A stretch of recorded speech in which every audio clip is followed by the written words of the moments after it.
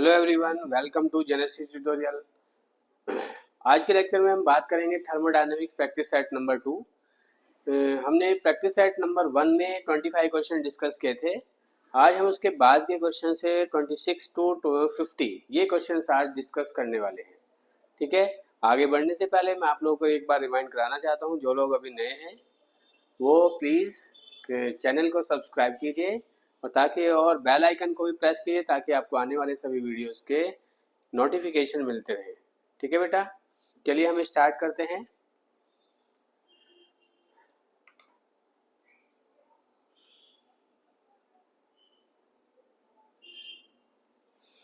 Question number 26, for a reversible adiabatic expansion. Reversible adiabatic expansion के लिए हम Poisson equation का इस्तेमाल करते हैं बेटा।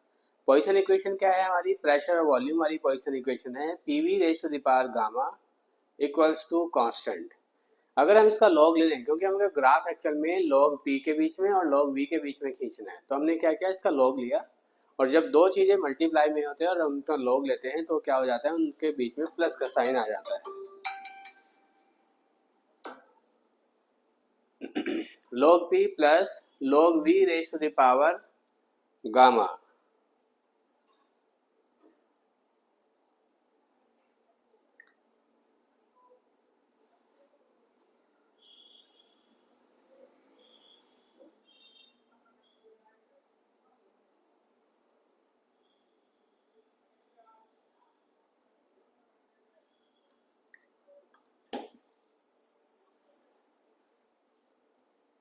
नेक्स्ट में आगे बढ़ते बेटा, इसी को ही आगे कराते हैं। अब हमें क्या खींचना है, log p versus log v। तो पहले हमने क्या किया है, जो गामा जो पावर होती है बेटा, ये कहाँ चली जाती है, ये इधर मल्टीप्लाई में आ जाती है।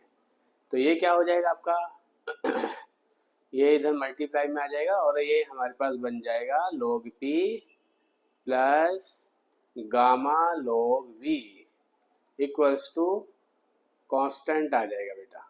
ठीक है, और हमें log p को तो यही रखना है इसी साइड में, और ये गामा log v को उधर दूसरी साइड शिफ्ट करना है। ये हो गया constant minus gamma log v, ये हो गया हमारा। अब ये हमारा y एक्सिस का वेरिएबल हो गया और ये इतना हमारा x एक्सिस का वेरिएबल हो गया, और उसके साथ ये होता है गामा स्लोप। अब हम यहाँ से ग्राफ खींचना चाहते हैं। ग्राफ खींचा बेटा हमने, ये हो है log p और इधर है वर्सेस log v।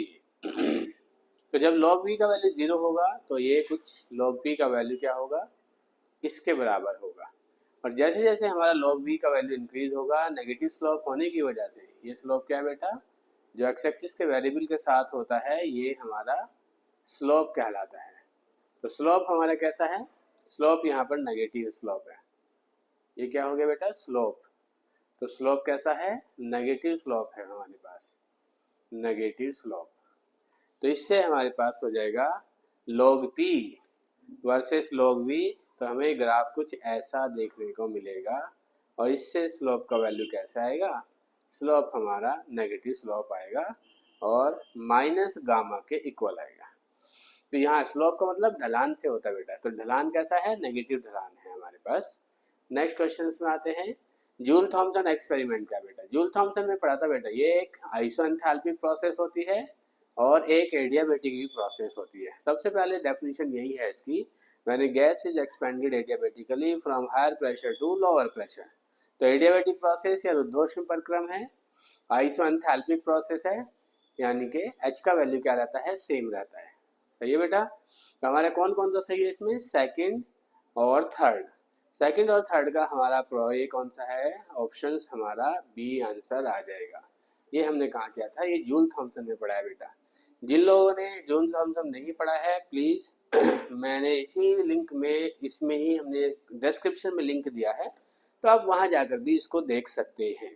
थर्मोडायनेमिक्स के हमने सभी पूरी एक प्लेलिस्ट तैयार की हुई है, तो आप सभी टॉपिक टू टॉपिक आप वहाँ जाकर उसको पढ़ सकते हैं, और फिर उसके बाद आप यहाँ पर प्रैक्टिस सेट का आनंद उठा सकते हैं, मज़ा कर सकते हैं। तो इसको जितने मज़े के साथ करेंगे उतना ही आपका अच्छा है बेटा। ठीक है, इसको बर्डन लेके करोगे तो ये कभी समझ नहीं आता है। ठीक है, थर्मोडायनेमिक्स अच्छे अच्छे को हिला देता है, तो इसलिए प्लीज़, तो पहले प्रैक्टिस सेट करने से पहले आप हमारी थर्मोडायनेमिक्स की प्लेलिस्ट एक बार देखिए। उसमें आपको हर टॉपिक टू टॉपिक हमने छोटे छोटे से टॉपिक का एक वीडियो बनाया हुआ है, तो वहाँ से टॉपिक क्लियर कीजिए। उसके बाद आप अपना यहाँ पर आप क्या कर सकते हैं, उसके बाद प्रैक्टिस सेट को आराम से इजीली कर सकते हैं। तो चलिए बेटा आगे बढ़ते हैं। नेक्स्ट वंडर वॉल गैस समीकरण है ये बेटा। तो वंडर वॉल आइडियल गैस तो बोलती है कि आइडियल गैस में पीवी बराबर क्या होता है बेटा, एनआरटी होता है। तो लेकिन यहाँ पे रियल गैस में प्रेशर के साथ ये इंटरनल प्रेशर वाली टर्म भी आती है और इसको हम एक्सक्लूडेड वॉल्यूम कहते हैं, जिसमें बी एक क्या है आपका, एक वंडरवॉल कांस्टेंट है और ए भी एक वंडरवॉल कांस्टेंट है। ठीक है बेटा। N square a upon v square इसकी यूनिट वही होगा जो प्रेशर का होगा। क्यों बेटा, ऐसा क्यों? क्योंकि दो चीज़ों को आप तभी ऐड कर पाओगे जब उनकी दोनों की यूनिट सेम हो। जैसे कि 15 रुपीज़ में आप 5 रुपीज़ ऐड करते हैं तो ऐड हो जाता है, लेकिन कभी भी आप 15 रुपीज़ में 5 लीटर को ऐड नहीं कर पाओगे। तो इसलिए अगर दो चीज़ों को आपको जोड़ना है तो उनको क्या होना पड़ेगा बेटा, उनको सेम यूनिट में होना पड़ेगा। क्लियर है। N square a upon v square का यूनिट क्या होगा, वही जो प्रेशर का होगा। फिलहाल ऑप्शन देखकर हमने पता लगाया कि प्रेशर तो हमारा एटीएम में है। देखो यहाँ दिया है एटीएम, यहाँ भी दिया है एटीएम, तो इसलिए हमने कहा कि इसकी यूनिट क्या होगा, एटीएम होगा। एन का हमको पता है, एन क्या होता है, नंबर ऑफ मोल। एन का स्क्वायर का मतलब इसकी यूनिट क्या होगी, मोल स्क्वायर। ए की यूनिट हम चाहते हैं। नीचे है बेटा वॉल्यूम। वॉल्यूम की यूनिट यहाँ से ऑप्शन से देखा हमने लीटर दिखाई दे रहा है, तो मैंने इसको नीचे लीटर स्क्वायर कर दिया और इधर हमारे पास एटीएम है। सही है बेटा। तो जो ए की यूनिट आएगा वो हमारे पास आएगा एटीएम लीटर स्क्वायर और मोल माइनस 2, ये हमारी ए की यूनिट हो जाएगा। अब आते हैं बेटा बी की यूनिट पर। एन इंटू बी, इसकी यूनिट भी वही होगा जो वॉल्यूम का होगा, क्योंकि उसके साथ ये सब्सट्रैक्ट हो रहा है। सब्सट्रैक्ट तभी हो पाएगा जब दोनों का यूनिट सेम होगा। तो इसलिए हम क्या कहें, यूनिट ऑफ बी, इसका वैल्यू कितना, unit of n into b. N into b का यूनिट वही होगा जो वॉल्यूम का होगा। ऑप्शन देखकर हमें क्या पता चला, वॉल्यूम की यूनिट तो लीटर है, तो एन का यूनिट तो हमको पता है मोल, इंटू बी का यूनिट हम चाहते हैं निकालना, इक्वल्स टू लीटर। ठीक है बेटा। और तो बी का यूनिट क्या बन जाएगा, लीटर मोल इनवर्स। मोल इधर जाएगा, मोल इनवर्स बन जाएगा। और हमसे इसने क्या बोला है, हमसे इसने बोला है ए अपॉन बी का यूनिट बताइए, डायमेंशन बताइए। तो ए अपॉन बी, ए का यूनिट हमने क्या निकाला, ATM litre square mole minus 2, और नीचे क्या है बेटा, बी का यूनिट क्या है, लीटर मोल माइनस 1। तो मोल माइनस 2 से एक मोल माइनस 1 नीचे है, ऊपर मोल माइनस 2 है, तो यहाँ से मोल माइनस 1 बचेगा। एक लीटर से एक लीटर भी कैंसिल हो जाएगा। तो ए अपॉन बी का यूनिट क्या आएगा, ए अपॉन बी का यूनिट आएगा एटीएम लीटर मोल माइनस 1। और ऐसा हमको एटीएम लीटर मोल माइनस 1, ऐसा तो हमको सिर्फ बी ऑप्शंस में दिखाई दे रहा है बच्चों। क्लियर है। चलिए आगे बढ़ते हैं हम। नेक्स्ट क्वेश्चन नंबर है 29। ये भी बेटा पॉइसन इक्वेशन का, इसके लिए हमको टी और पी की पॉइसन इक्वेशन बनानी पड़ेगी। लेकिन हमने तो पढ़ा है पीवी की पावर गामा, सबसे आसान तरीका इसको याद रखने का तो यही वाली है। तो इसमें इस बार क्या करें, प्रेशर तो रखेंगे पर वॉल्यूम की जगह टेम्परेचर वाली टर्म्स लाना है। ऐसा करने के लिए हमको क्या करना पड़ेगा, v की जगह RT अपॉन P करना पड़ेगा बेटा, और उसकी power gamma equals to constant. P की पावर यहाँ गामा है, यहाँ पे P की पावर 1 है। अगर मैं इसको ऊपर लेकर जाऊंगा P की पावर माइनस गामा बन जाएगा, तो 1 पहले से था, माइनस गामा यहाँ से आ जाएगा बेटा ऊपर जाकर ये। और इधर R एक कांस्टेंट है, उसकी पावर गामा वही कांस्टेंट होगा, उसको उधर दूसरी साइड भेज दो। तो बस हमारे पास इधर बचेगा टी की power gamma equals to constant divide by constant, फिर से कोई नया कांस्टेंट आ जाएगा। ठीक है। अब हमको टी तो इधर ही रखना है और पी को दूसरी साइड भेजना है। तो ऐसा करने के लिए हमने क्या किया, पी को उधर भेजा, उधर जाकर ये इधर तो है टी की power gamma equals to constant, और इसके डिवाइड में जाना चाहिए ये पी की पावर, इधर आकर ये क्या होगा, डिवाइड में आना चाहिए। पर हम इसको अगर मल्टीप्लाई में ऊपर भेजेंगे तो ये बन जाएगा पी की पावर, वहाँ माइनस साइन बाहर आ जाएगा और उसके बाद -1 माइनस गामा, ये बन जाएगा। और माइनस के अंदर मल्टीप्लाई करोगे तो गामा -1 बन जाएगा। तो टी की power gamma equals to constant into T की पावर गामा -1। ये पढ़ा है बेटा हमने। अगर कहीं एक्स स्क्वायर होता है, एक्स स्क्वायर इक्वल टू 9 होता है और एक्स का चाहिए आपको वैल्यू, तो हम इसको √9 कर देते हैं और अंडर रूट लिखने का तरीका ये है 1/2, है ना। तो इसका मतलब है कि जो यहाँ पावर होती है वो इधर जाकर 1/1 की टर्म्स में आ जाएगा। सेम यही फंडा हमने यहाँ लगाया। ये गामा को हम उधर भेजना चाहते हैं क्योंकि यहाँ पर जिसके साथ कंपेयर करना है वहाँ पर टी अकेला है, तो हमने इसको क्या किया, टी रखा। कांस्टेंट को तो कुछ भी कर दो, कांस्टेंट को तो कांस्टेंट ही रहना है, चाहे उसकी पावर तुम कुछ भी करो, ठीक है। और इधर पी की पावर में गामा -1 अपॉन गामा आ जाएगा। तो जो यहाँ पर p की पावर x दे रखा है, तो अब इस x का वैल्यू आ गया हमारा x इक्वल्स टू कितना आ गया बेटा, गामा -1 अपॉन गामा, जिसको हम 1 अपॉन गामा भी लिख सकते हैं। ऐसा ऑप्शन हमारा कौन सा दिखाई दे रहा है आपको, ऐसा ऑप्शन है बेटा 1 अपॉन गामा का ऑप्शन नंबर सी है। तो ये हमारा आंसर हो जाएगा। क्लियर है बच्चों, 1 अपॉन गामा। चलिए बेटा आगे बढ़ते हैं। Cp अपॉन Cv, इसका वैल्यू चाहिए हमको। ये हमने कहाँ पढ़ा था बेटा, डिग्री ऑफ फ्रीडम वाले कॉन्सेप्ट में पढ़ा था। डिग्री ऑफ फ्रीडम, स्वतंत्रता की कोटि, उसमें पढ़ा था बेटा हमने। मोनो एटॉमिक गैस में हमने निकाला था बेटा, Cv का वैल्यू आया था वहाँ पर 3/2R।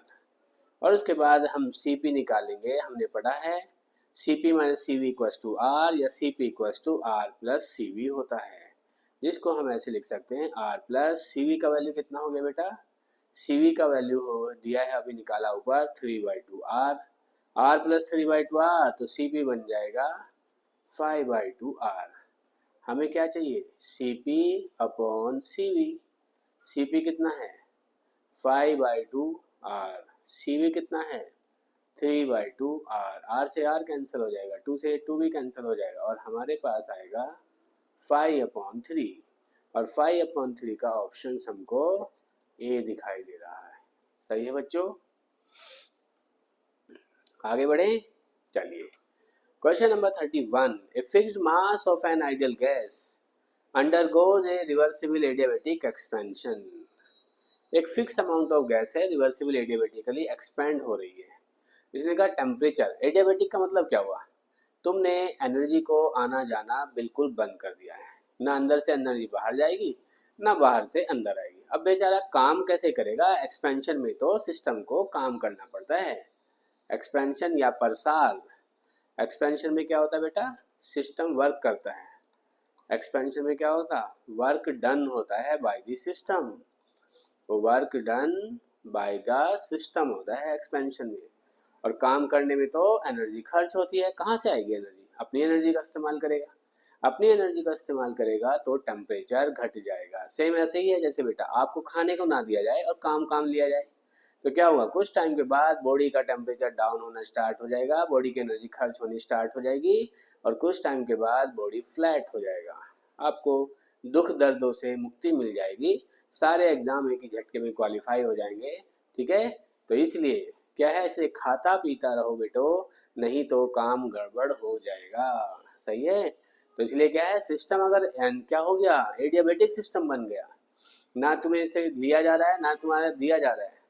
सही है, तो ऐसी कंडीशन में अगर आपको काम करना पड़े, एक्सपेंशन करना पड़े, एक्सपेंशन सिस्टम को काम करना पड़ता है, तो ऐसी कंडीशन में तो टेम्परेचर घट जाएगा, एनर्जी घट जाएगा, इसलिए टेम्परेचर भी घट जाएगा। सही है बच्चों, नेक्स्ट क्वेश्चन पर आते हैं।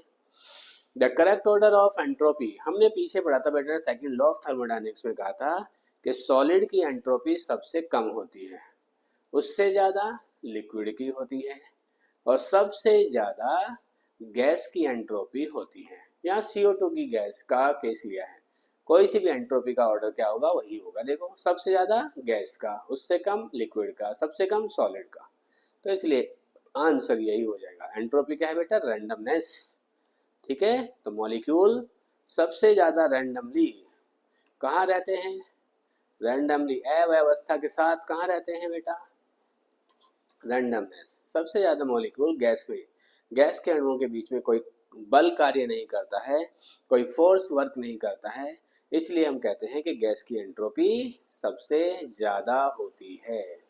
सही है बच्चों, आगे बढ़ते हैं next. The relation of free energy change with temperature and pressure, ये तो बेटा हमने थर्मोडायनेमिक स्क्वायर में तुमको बनवाया था। डीजी का एक्सप्रेशन क्या था बेटा, यहाँ एस था, यहाँ पी था, ये वी था, ये टी था। जिन लोगों को थर्मोडायनेमिक स्क्वायर में कोई दिक्कत है बेटा, वो हमारा थर्मोडायनेमिक स्क्वायर वाला वीडियो जरूर देखें। ठीक है, थर्मोडायनेमिक्स में हमने ये पूरा एक प्लेलिस्ट तैयार किया हुआ है, आप वहाँ से भी देख सकते हैं। हम भी यहाँ डिस्क्रिप्शन में लिंक डाल देंगे, आप वहाँ से भी उनको वहाँ से जाकर देख सकते हैं। ठीक है बच्चों, चलिए बढ़ते हैं बेटा। इसको लिखने का तरीका क्या है, डीजी का, डीजी को देखना होता है बेटा किस किस के बीच में रखा है। ये प्रेशर के चेंज होने पर डिपेंड करेगा डीपी, ये टेम्परेचर के चेंज होने पर डिपेंड करेगा डीटी। तो डीपी से एरो यहाँ पर दूर जा रहा है, बाकी डिटेल में आप वहाँ करोगे। वीडीपी, डीटी से एरो की ओर आ रहा है माइनस एसडीटी। ये हमारा रिलेशन था बेटा डीजी का।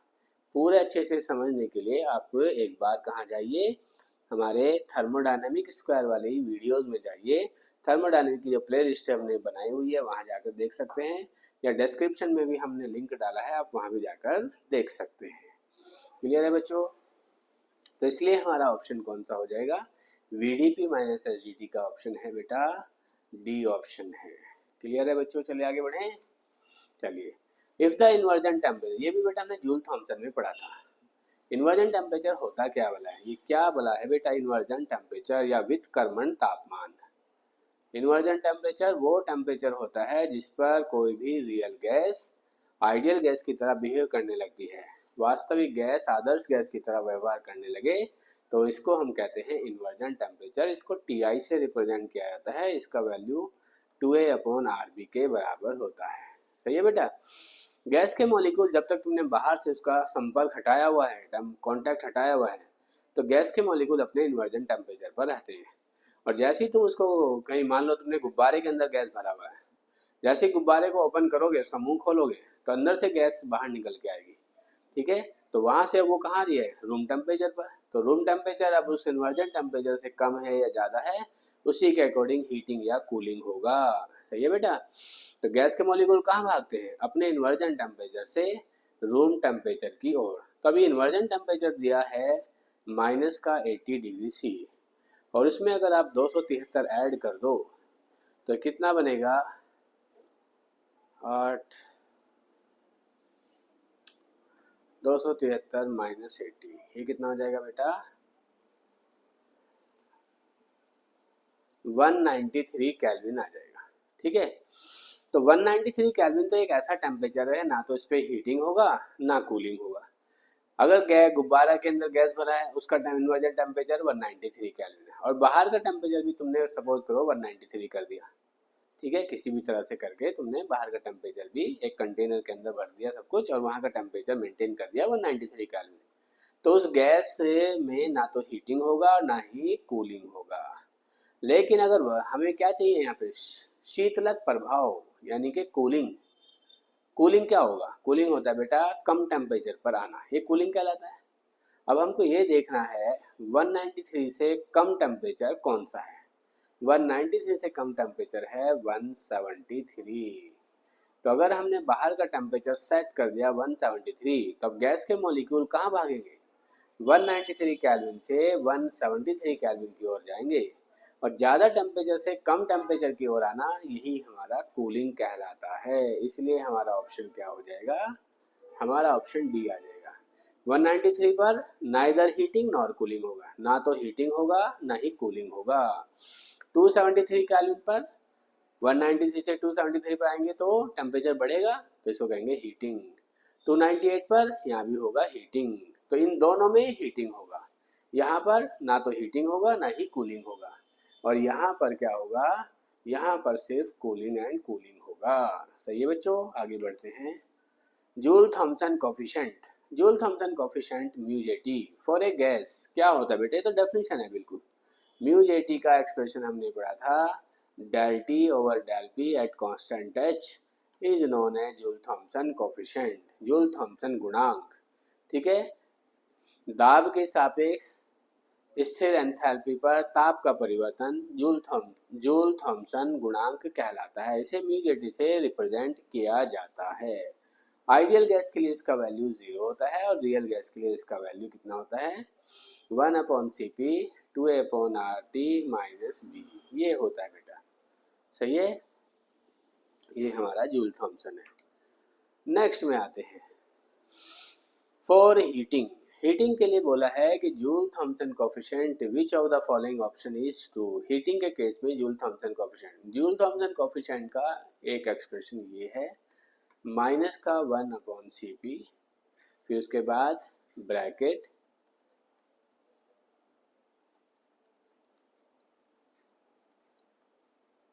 ये बेटा del H by del P at constant T, ये हमारा म्यू जेटी का एक्सप्रेशन होता है।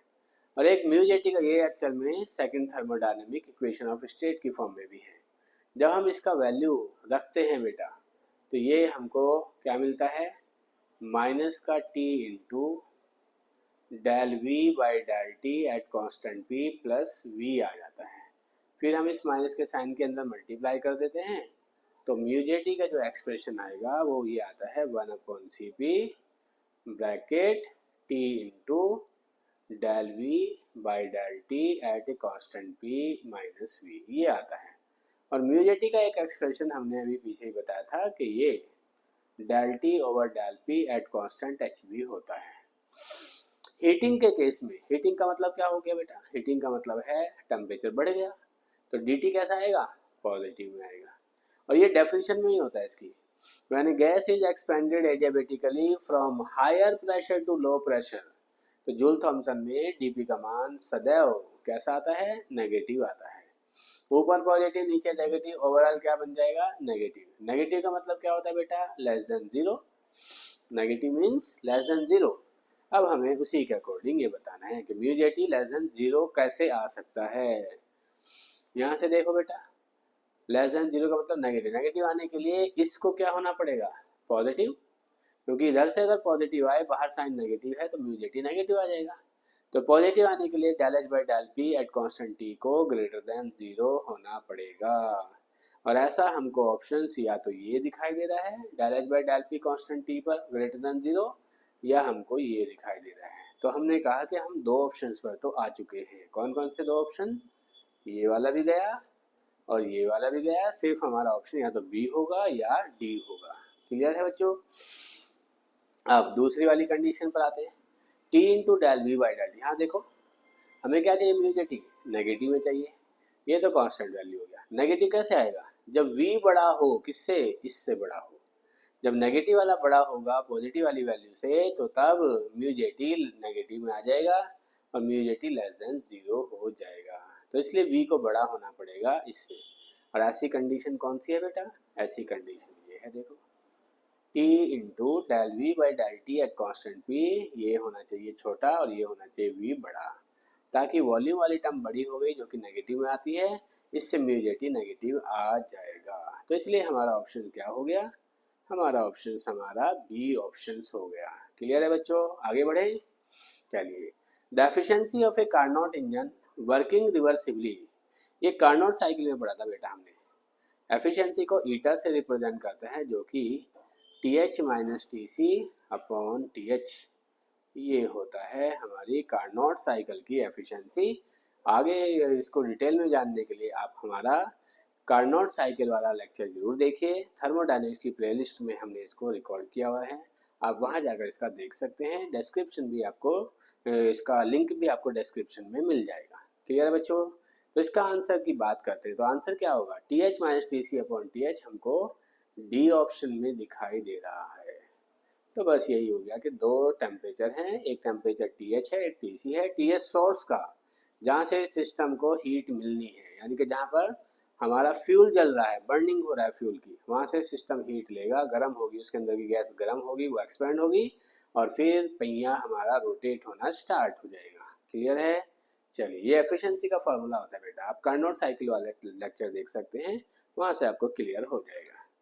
आगे बढ़े, लिक्विड हीलियम दो टेम्परेचर दिया है बेटा, एक लिक्विड हीलियम का कि कितने पर बॉयल होती है और एक आपका लिक्विड हाइड्रोजन का ये कितने पर बॉयल होती है। तो आप क्या करो, इन दोनों टेम्परेचर के कोरस्पॉन्डिंग वैल्यू निकाल दो इसमें कैल्विन में। तो कैल्विन में वैल्यू निकालने के लिए हमें क्या करना पड़ेगा, 273 को ऐड करना पड़ेगा, जिससे कि ये हमारे पास आ जाएगा, ये आ जाएगा 20 कैल्विन। और दूसरा टेम्परेचर कितना है, माइनस का 269 डिग्री सी, इसमें भी 273 अगर हम ऐड कर दें तो ये कितना बन जाएगा बेटा, ये बन जाएगा 4 कैल्विन। बड़ा टेम्परेचर कौन सा है, 20 वाला ना, तो हम इसको कहेंगे बेटा TH। छोटा टेम्परेचर TC होता है। और हमसे क्या पूछा है, दक्षता ईटा का वैल्यू पूछा है। ईटा बराबर क्या होता है, TH minus TC upon TH। TH कितना दिया है 20, TC कितना दिया है 4 अपॉन 20, तो ये आ जाएगा बेटा 16 अपॉन 20 दैट इज 0.80। हमसे यहाँ पे ऑप्शंस में परसेंटेज एफिशिएंसी पूछा है। परसेंटेज एफिशिएंसी होती है eta into 100 that is 0.80 into 100 करेंगे तो ये हमको परसेंटेज ईटा क्या मिल जाएगा, 80% मिल जाएगा और हमारा आंसर बी आ जाएगा। क्लियर है बच्चों, चलिए आगे बढ़ते हैं।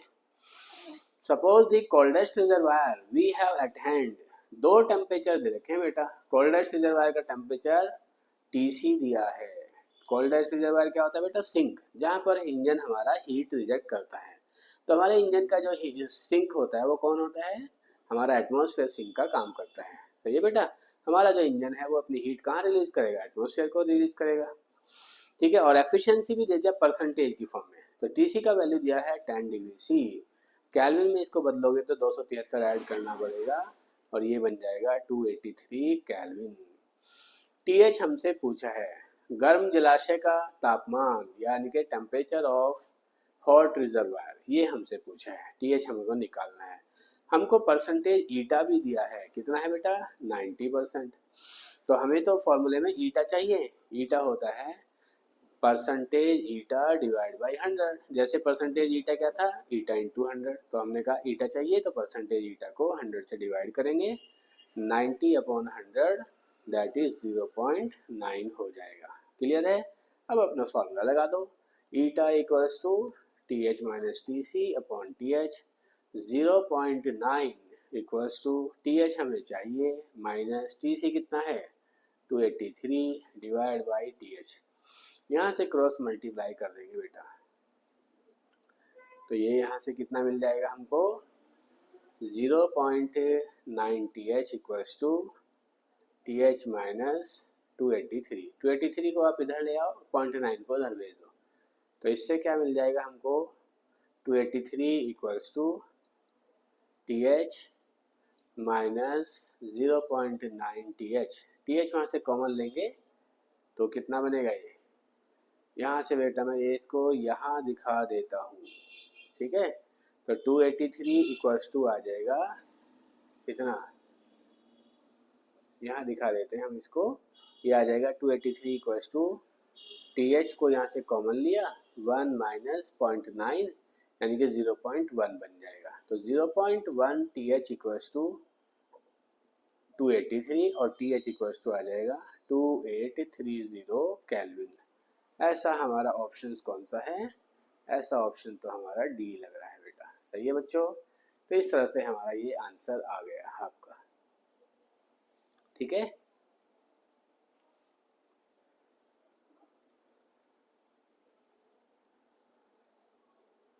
चलिए आगे बढ़ते हैं। नेक्स्ट दिया है 2 moles of A monoatomic perfect gas. Monoatomic कोई गैस दिया है बेटा, 4 बार का उसका प्रेशर दिया है हमको। सही है, 4 बार प्रेशर है और 47 डिग्री सी टेम्परेचर है। इंसुलेटेड कंटेनर में एडियाबेटिक कंडीशन तभी मेंटेन हो सकती है जब कंटेनर कैसा हो, इंसुलेटेड। तो इतना तो पता चल गया, एक तो रिवर्सिबली भी है, दूसरा इंसुलेटेड कंटेनर बोला है तो इसका मतलब है हमारे पास इंसुलेटेड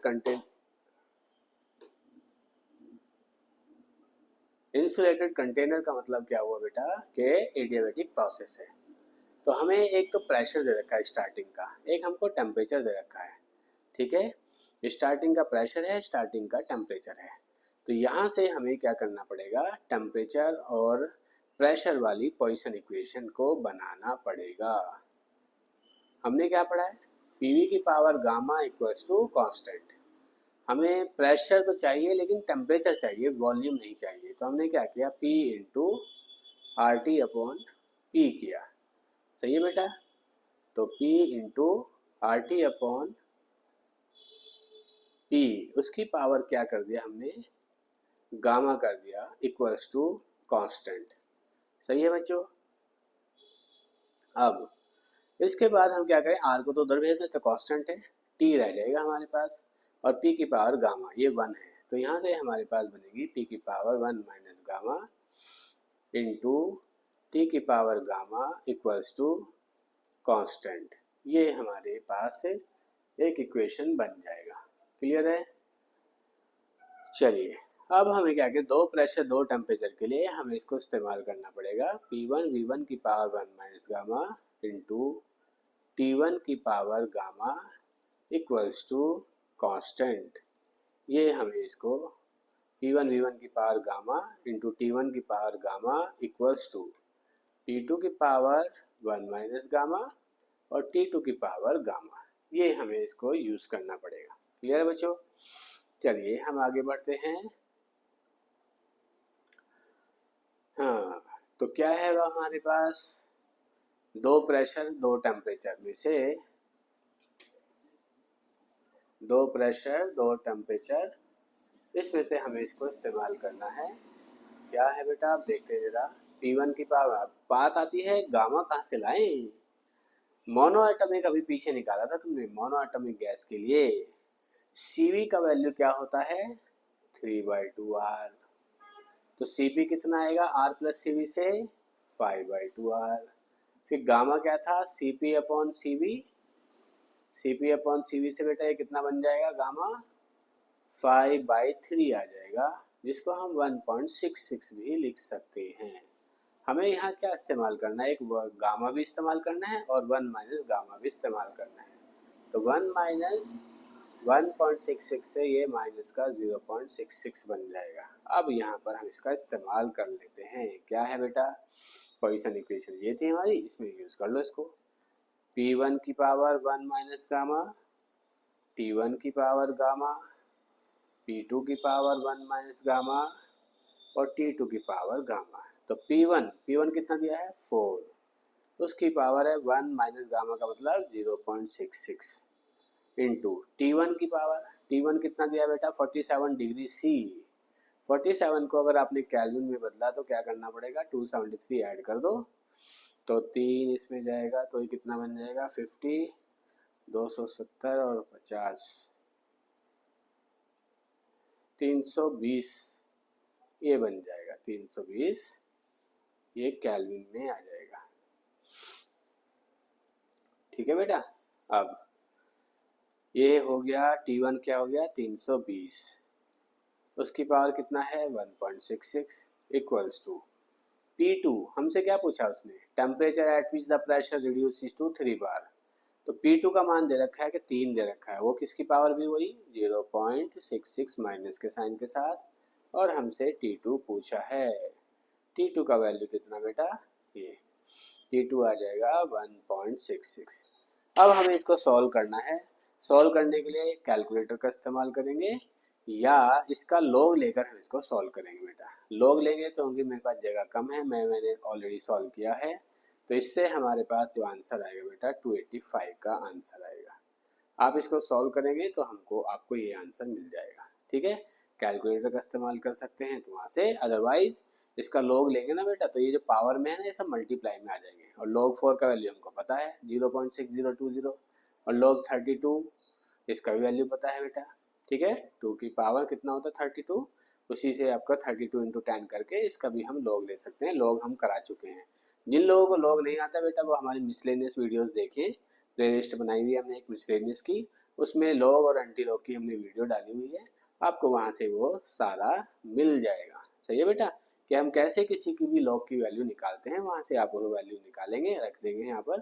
तो इसको सॉल्व करने के बाद जो आपको T2 आएगा वो आएगा 285 केल्विन। सही है बच्चों, तो आप इसको सॉल्व करना और आपको आंसर मिल जाएगा। नेक्स्ट बढ़ते हैं आगे।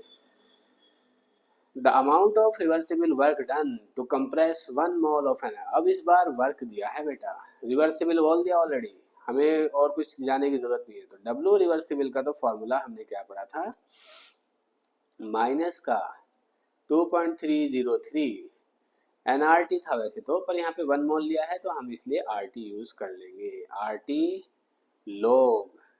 उसके बाद क्या था बेटा, उसके बाद था हमारा V final upon V initial. पर क्योंकि यहाँ पर हमको डेटा क्या दिया है, डेटा हमको दिया है वॉल्यूम का ही दिया है, तो चलो हम वॉल्यूम का ही रख लेते हैं बेटा, V2 अपॉन V1।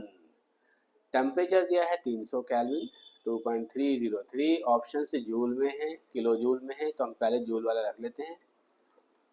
8.314 टेम्परेचर दिया है 300 केल्विन, ठीक है। 1 mole of an ideal gas from 100 atm 300 Kelvin to a final volume that is half of its initial volume। दूसरा वॉल्यूम है फाइनल, यानी कि V2 कह रहे हैं इसको, इनिशियल वॉल्यूम V1 का आधा है, तो V1/2 V2 की जगह, और V1 को V1 ही रहने दो, V1 से V1 कट जाएगा और log 1/2 आ जाएगा, ठीक है बेटा। तो log 1/2 का जो वैल्यू होता है इसको हम लिख सकते हैं log 1 माइनस log 2, log 1 होता है 0, log 2 होता है 0.3010, तो यहाँ से हमको 0.3010 मिलेगा, यहाँ से log 1/2। माइनस का साइन यहाँ से आएगा बेटा, और एक माइनस का साइन यहाँ पर है तो प्लस बन जाएगा, तो मैंने इसको ऐसे कर दिया 2.303 8.314 इंटू 300 इंटू 0.3010। ये हमने कई बार बता चुके हैं बेटा, 2.303 और इसकी इन दोनों की मल्टीप्लाई आती है 0.693, और फिर जब हम उसको 8.314 के साथ मल्टीप्लाई करते हैं, ये वाली मल्टीप्लिकेशन भी हमारी बहुत बार आ चुके हैं, हमने कहा था इसको याद रख लो तो आपको बड़ा हेल्प मिलेगा इससे। तो ये कितना आ जाएगा बेटा, ये आ जाएगा हमारा 2 जीरो से ये हट जाएगा, और ये करीब 1730 किलो जूल के आसपास आएगा, ठीक है। 2 जीरो से डेसिमल हट जाएगा, 576 गुना 3 1700 कुछ करके आएगा, और 1700 कुछ का किलो जूल में आएगा ये, और जिसको हम किलो जूल में कैसे बदल सकते हैं, 1000 से डिवाइड करके 1.73 किलो जूल, और ऐसा हमारे पास एक ही ऑप्शन है, दैट इज बी। आगे बढ़ते हैं नेक्स्ट। ए हीट इंजन ऑपरेट बिटवीन 1000, इस बार भी हमारे पास दो टेम्परेचर दिए हैं उसने, एक 1000 केल्विन का और एक 600 केल्विन का। हमें पता है दो टेम्परेचर में से एक टेम्परेचर तो होता है TH। TH कौन सा टेम्परेचर होता है बेटा, सोर्स का टेम्परेचर कहते हैं इसको, स्रोत का टेम्परेचर, ये हमेशा बड़ा टेम्परेचर होता है, ठीक है, क्योंकि जब वो ज़्यादा टेम्परेचर पर होगा तभी तो हीट दे पाएगा, कम है तो उल्टा और ले लेगा हीट। तो TH का वैल्यू क्या होगा 1000 केल्विन, और TC कितना दिया है 600 केल्विन, ठीक है। हमें इसने कहा discharge into the cold sink in a reversible process when 5 kilo joule of heat is supplied by the source. जब सोर्स ने, स्रोत ने उष्मा दी है कितना, इसको हमने Q2 बोला था, Q2 का जो वैल्यू दिया उसने 5 किलो जूल दिया है। हमसे क्या पूछा है, डिस्चार्ज हीट, जिसको हमने Q1 बोला था, तो इसका एक फॉर्मूला भी लिखा था बेटा हमने, TH minus TC upon TH बराबर Q2 minus Q1 upon Q2। एक ये फॉर्मूला लिखा था बेटा, इसका यूज करके हम Q1 का वैल्यू निकाल सकते हैं जो हमको यहाँ निकालना है। तो 1000 minus 600 divide by 1000 equals to Q2 कितना है 5, Q1 हमको चाहिए, डिवाइड बाई Q2 ये भी 5, यहाँ से कितना आएगा बेटा 400 डिवाइड बाई 1000, 400 अपॉन 1000 को हम 4/10 लिख सकते हैं, सही है। इधर से क्या हो गया 5 minus Q1 upon 5, cross multiply कर दो, 5 4 जा 20, इधर से मल्टीप्लाई कर दो 50 माइनस 10 इंटू 5 से 50 minus 10 Q1 equals to 20, 10 Q1 को उधर भेजो 20 को उधर भेजो, तो यहाँ से 30 बचेगा और इधर 10 Q1 आ जाएगा, और Q1 इक्वल्स टू 3, इतना किलो जूल आ जाएगा, और यही हमसे पूछा भी था उसने। तो आंसर क्या हुआ बेटा, सी आंसर हो गया। क्वेश्चन नंबर 43 में आते हैं, एक कार्नोट इंजन प्रोड्यूस 3.5, फिर से कार्नोट का आ गया 3.5 W का वैल्यू हमको दे दिया उसने, कितना दिया है बेटा, 3.5 किलो जूल दिया है। और एनर्जी कितना दिया है, सोर्स जो हीट देता है उसको हम Q2 से रिप्रेजेंट करते हैं। तो इस तरह से उसने हमको क्या दे दिया है, Q2 का वैल्यू दिया है 20 किलो जूल का। सही है बेटा। आइसोथर्मल एक्सपेंशन में ही हीट दी जाती है, फर्स्ट स्टेप होता है ये कार्नोट साइकिल 4 स्टेप में कंप्लीट होता है। तो पहला स्टेप है ये आइसोथर्मल, रिवर्सिबल आइसोथर्मल एक्सपेंशन, ठीक है बेटा उसमें। और जो अब ये कह रहा है कंप्रेशन, कंप्रेशन बेटा थर्ड स्टेप होता है और जो कि लो टेम्परेचर पर स्टार्ट होता है। तो इस तरह से उसने हमको टीसी का वैल्यू दे दिया है, वो है 300। और हमसे इसने क्या पूछा, आइसोथर्मल स्ट्रोक जो कि टीएच पर होता है, ये हमसे पूछा है। हमारे पास एक ऐसा एक्सप्रेशन है T H minus T C upon T H equals to W upon Q2। हम इसमें इसका वैल्यू को रखकर हम यहाँ से वैल्यू निकाला, टी एच हमको निकालना है, टी सी हमको दिया है, divide by T H equals to W भी हमको दिया है 3.5 अपॉन नीचे क्या है Q2, Q2 कितना दिया बेटा 20। जब हम इसको सॉल्व करते हैं इधर से 3.5 टी एच आ जाएगा, इधर से 20 टी एच माइनस 6000 आ जाएगा बेटा। सही है। आगे इसको सॉल्व करेंगे तो ये 363.6 के करीब आएगा, जिसको हम अप्रोक्स इतना कह देंगे। टी एच का वैल्यू कितना आ जाएगा, टी एच का जो वैल्यू आएगा वो आएगा 363.6 केल्विन। और इससे हम क्या कहेंगे इसको, पास का ऑप्शन कौन सा हो गया बेटा, ये पास का ऑप्शन आ जाएगा 364। सही है। चलिए आगे बढ़ते हैं। क्वेश्चन नंबर 44 में आते हैं। कोफिशिएंट ऑफ परफॉर्मेंस, ये बेटा रेफ्रिजरेटर जिसको हम रिवर्स हीट इंजन भी कहते हैं। हीट इंजन में क्या होता है, हम हीट देते हैं और वो काम करता है। रेफ्रिजरेटर में हम काम करते हैं, यानी कि कंप्रेसर काम करता है और वो हीट क्या कर देता है, टेम्परेचर को कम करने का काम करता है। ठीक है। अगर कंप्रेसर खराब हो जाता है तो हम कहते हैं कि फ्रिज ने कूलिंग बंद कर दी है। तो कंप्रेसर को हम एक तरह से क्या कहते हैं, ये। तो ये हमारा होता क्या है, ये होता है बेटा T C upon T H minus T C. Compressor जो हमारा कोफिशिएंट ऑफ परफॉर्मेंस है, इसको हम बीटा से रिप्रेजेंट करते हैं, जिसका वैल्यू क्या होता है T C upon T H minus T C. ये होता है बेटा, ये आपको याद ही रखना है। ठीक है। ये एक रिवर्स हीट इंजन है। नेक्स्ट में आते हैं, कार्नोट इंजन ऑपरेट बिटवीन, फिर से दो टेम्परेचर दिए हैं। हमें पता है कि बड़ा टेम्परेचर तो टी एच होता है, तो हमने कर दिया 800 तो है टी एच। और उससे छोटा टेम्परेचर, कम टेम्परेचर वाला जो सिंक का टेम्परेचर होता है वो टी सी होता है। इन दो टेम्परेचर के बीच में कोई इंजन काम कर रहा है और उसने कितनी एनर्जी एब्जॉर्ब किया है सोर्स से, 2000, जिसको हमने कहा था Q2। तो इसने Q2 का मान हमको दे दिया है 2000 कैलोरी और हमने से इसने W पूछा है और W हमको निकालना है। फॉर्मूला क्या है, T H minus T C upon T H equals to W upon Q2। तो टी एच कितना है बेटा 800 माइनस 600 डिवाइड बाई 800, ऊपर से 200 नीचे से 800, 1/4, तो यहाँ से आ जाएगा। W हमको चाहिए और Q2 कितना दिया है, Q2 दिया है 2000। तो इसको आगे सॉल्व करेंगे तो कितना मिलेगा बेटा, W का वैल्यू आएगा इधर से 1/4, 2000 उधर जाएगा तो ये W का वैल्यू आ जाएगा 2000/4। और 2000/4 को हम 500 भी लिख सकते हैं। तो इसलिए हमारा आंसर क्या हो जाएगा बेटा, बी ऑप्शन आ जाएगा। क्लियर है। क्वेश्चन नंबर 46 पर आते हैं। The work done during free expansion, free expansion में कई बार आ चुका है बेटा, मुक्त प्रसार। मुक्त प्रसार फ्री एक्सपेंशन का मतलब होता है कि कोई एक्सटर्नल वर्क नहीं, कोई एक्सटर्नल प्रेशर नहीं है, बिना प्रेशर के कोई काम नहीं करता है, इंसान भी नहीं करते, मशीन तो क्या ही करेगी। तो इसलिए क्या है, पी एक्सटर्नल यहाँ पर 0 होता है और W का वैल्यू माइनस का पी एक्सटर्नल इंटू डी होने की वजह से W इक्वल टू 0 होगा। इतना सारा डेटा दिया है परेशान करने के लिए, जबकि अगर आपके कॉन्सेप्ट अच्छे हैं तो आप 1 मिनट भी नहीं लगेगा क्वेश्चन को सॉल्व करने में। तो अपने कॉन्सेप्ट क्लियर होने चाहिए बेटा, क्वेश्चन तो फटाफट हो जाते हैं। क्वेश्चन नंबर 47, ये बेटा एक्सप्रेशन है, ये हमने रिवर्सिबल आइसोथर्मल का एक्सप्रेशन लिखाया था। W एक्सप्रेशन होता है माइनस का NRT ln V final upon V initial. ये बेटा एक्सप्रेशन है एज इट इज, पूरा डेराइव कराया हुआ है हमने ये एक्सप्रेशन। ये क्या है, रिवर्सिबल प्रोसेस में आया था। आप चाहे तो एक बार रिवर्सिबल एंड इरिवर्सिबल प्रोसेस वाला लेक्चर देखिए, आपको वहाँ पर ये मिल जाएगा। क्लियर है बच्चों, आगे बढ़ें। 48 बेटा ये भी डिग्री ऑफ फ्रीडम का है। डिग्री ऑफ फ्रीडम में बेटा देखो क्या है, इसमें से 3 गैसें दिया है हमको।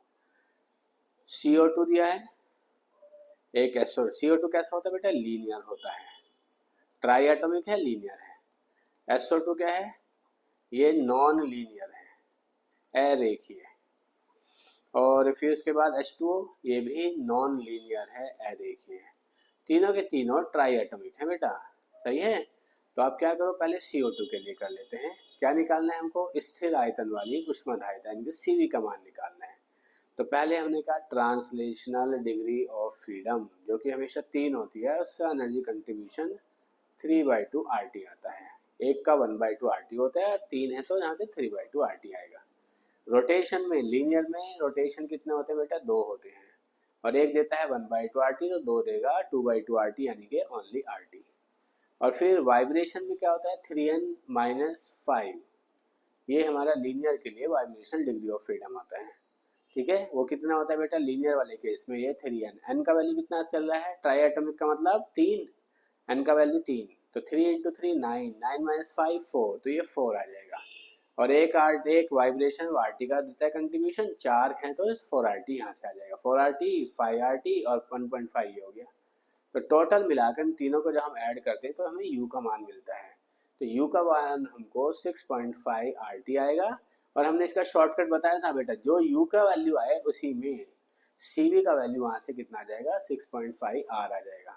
शॉर्टकट इसलिए बता रहा हूँ मैं आपको, आपको ज़्यादा टाइम ना लगे, क्योंकि एक्चुअल में होता तो ऐसे है, CV होता है d/dt ऑफ U होता है। जब हम इसको डिफ्रेंशिएट करते हैं तो 6.5 R तो कांस्टेंट होने की वजह से बाहर चला जाता है, और d/dt के अंदर में सिर्फ t बच जाता है, जिसका वैल्यू 1 हो जाता है। तो इसलिए du/dt का वैल्यू क्या आता है, 6.5 R आ जाता है। तो इसलिए हमने कहा था कि इतना लंबा चौड़ा ना करके आप इसको ऐसे याद रखो कि जो U का वैल्यू होगा उसमें से हम क्या कर दें, अगर t को हटा दें तो जो बाकी का जो बचा वो CV कहलाता है।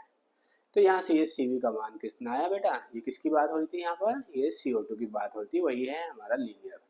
अब ये दोनों जो बचे, कौन बचे, दोनों SO2 और H2O, दोनों के दोनों नॉन लीनियर है, दोनों के दोनों ट्राई एटॉमिक है। तो किसी एक का निकालोगे दूसरे का भी उतना ही होगा। तो ऐसे 2 ऑप्शंस हमें दिखाई दे रहे हैं, कौन कौन से, जिसमें SO2 और H2O दोनों बराबर हैं, 202 है कि एक है। SO2 और H2O इन दोनों का CV का वैल्यू सेम आएगा। ऐसा कहाँ दिखाई दे रहा है, ऐसे यहाँ दिखाई दे रहा है और एक यहाँ दिखाई दे रहा है। तो 2 ऑप्शन तो हमने यही कट कर दिए कि इन दोनों में से तो कभी होगा नहीं। SO2 और H2O दोनों ही नॉन लीनियर है, दोनों ट्राई एटॉमिक है, तो उनकी डिग्री ऑफ फ्रीडम से जो एनर्जी कंट्रीब्यूशन आएगा वो भी सेम आएगा। तो दोनों के दोनों नॉन लीनियर है। पहले निकाल दिया ट्रांसलेशनल डिग्री ऑफ फ्रीडम, जो कि हमेशा 3 होता है, एनर्जी कंट्रीब्यूशन 3/2 RT। रोटेशनल वाला ये है भी नॉन लीनियर वालों के लिए 3 ही होता है, इससे भी एनर्जी कंट्रीब्यूशन 3/2 RT आता है। और वाइब्रेशनल क्या होता है, 3n-6 होता है। n का मान क्या है, ट्राई एटॉमिक होने की वजह से 3, 3 × 3 9 - 6, तो ये भी 3 आएगा। ये डिग्री ऑफ फ्रीडम वाले में आप जाकर देख सकते हैं, पूरा डिग्री ऑफ फ्रीडम में हमने इसको निकालना सिखाया हुआ है बहुत डिटेल में, आप वहाँ जाकर इसकी और प्रैक्टिस कर सकते हैं। सही है बेटा, तो आप प्लेलिस्ट में जाइए थर्मोडायनेमिक्स की, वहाँ पर डिग्री ऑफ फ्रीडम वाला लेक्चर हमारा देखिए, तो वहाँ से आपको ये सारी चीज़ें क्लियर होती चली जाएंगी।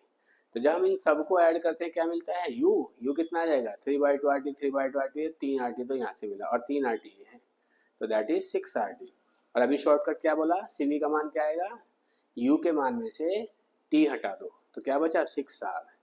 तो हम ये कह सकते हैं SO2 और H2O इन दोनों का वैल्यू CO2 के CV के मान से छोटा होता है। तो CO2 का बड़ा SO2 और H2O का बराबर होता है और इससे छोटा होता है, तो इसलिए हमारा ऑप्शन क्या हो गया बेटा, B ऑप्शन हो जाएगा। क्वेश्चन नंबर 49, हीट कैपेसिटी बोला है, कांस्टेंट वॉल्यूम की बोला है, और ये डाई एटॉमिक की बात हो रही है बेटा। ट्रांसलेशनल डिग्री ऑफ फ्रीडम तो हमेशा 3 ही होता है, जिससे एनर्जी कंट्रीब्यूशन 3/2 RT आता है। रोटेशनल वाला लीनियर मॉलिक्यूल डाइएटॉमिक है बेटा, डाइएटॉमिक हमेशा कैसे होते हैं, डाइएटॉमिक हमेशा लीनियर होते हैं। और लीनियर के लिए रोटेशनल डिग्री ऑफ फ्रीडम 2 आता है। Energy contribution 1 degree of freedom 1/2 RT देता है, तो 2 देगा 2/2 RT। 2/2 RT को सिर्फ हम सिंपली RT बोल सकते हैं। और उसके बाद आते हैं vibrational degree of freedom linear molecule के लिए 3n-5 आता है वाइब्रेशन का। तो यहाँ से n का मान कितना है बेटा, यहाँ पर डाइएटॉमिक है तो n का वैल्यू 2, 3 × 2 से 6 - 5 दैट इज 1। तो वाइब्रेशनल डिग्री ऑफ फ्रीडम इसमें 1 आता है, तो यहाँ से 1 RT। सबको ऐड करोगे तो कितना मिलेगा, RT और 3/2 RT, 2 3.5 RT, 3.5 RT। तो ये U बन जाएगा। और हमने अभी शॉर्टकट क्या बोला, CV का वैल्यू क्या होता है, 3.52 R हो जाएगा। 3.52 R को हम क्या बोल सकते हैं, 7/2 R भी बोल सकते हैं। ऐसा ऑप्शन हमको C दिखाई दिया है। सही है। Next question and last question है आज के सेशन का, ये है इक्विपार्टीशन रोटेशनल कंट्रीब्यूशन। तो हमें सिर्फ रोटेशनल डिग्री ऑफ फ्रीडम देखना है बच्चों। To the specific heat CV के अंदर क्या है, हमने क्या बोला था, T को छोड़कर जो बचा वो CV का पार्ट होता है।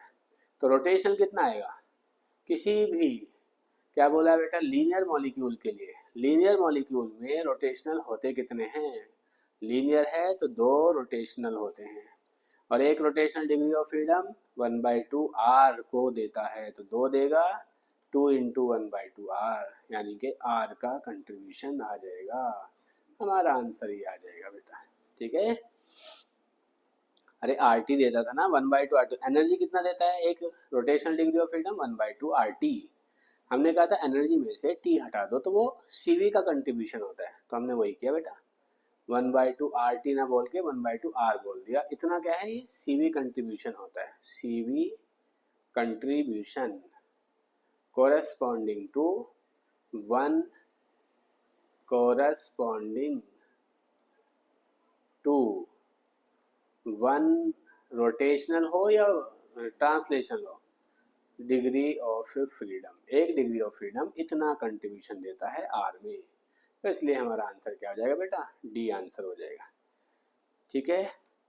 Thanks for watching. आप लोगों ने इतना पेशेंस के साथ हमको सुना, इसके लिए आप सभी का बहुत बहुत धन्यवाद। Thank you.